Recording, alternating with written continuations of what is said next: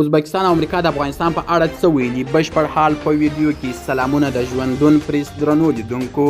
د راپورونو له مخې د امریکا د بهرنیو چارو وزیر له خپل ازبکستاني سیال سره لیدلي دي او په سیمه کې په روان وضعیت یې نظرونه تبادله کړي. د ازبکستان د بهرنیو چارو وزیر ویلي دوی په سیمه کې د دایمي سولې او ثبات له هڅو سره مرسته کوي او تمه لري چې ترهګریز ګواښونه په بشپړه توګه له منځه لاړ شي. امریکایي لوري هم ویلي چې دوی په سیمه کې وضعیت څاري او اجازه به ورنکړي چې له افغانستان او ازبکستان ته کوم ګواښ جوړ شي.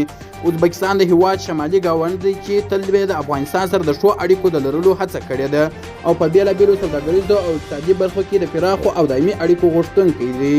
بل پلو د افغانستان پخواني ولسمشر حامد کرزي ویلي چې اوکراین باید د افغانستان د تجربو زده کړه وکړي او د سترو ځواکونو د نیابتي جګړې پر میدان بدل نشي.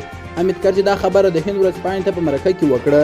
د روسیې د یرغل پر وړاندې اوکراین ته د بهرنیو جنګیالیو ورتګ ته په اشارې وویل که د اوکراین د ولسمشر پر ځای وای دې کار ته به اجازه نه وای ورکړې ځکه چې افغانستان ته هم د القاعده او اسامه بن لادن او نورو د راتګ نتیجه لیدلې چې افغانستان څخه تر ننه کړېږي. قدرمنو لیدونکو ډېره زیاته مننه چې ویډیو مو تر پایه وکتل. زموږ همدغه یوټیوب چینل در سره سبسکرایب او ویډیو مخ ته شیر کړئ. تر بیا او بلې ویډیو د الله په امان.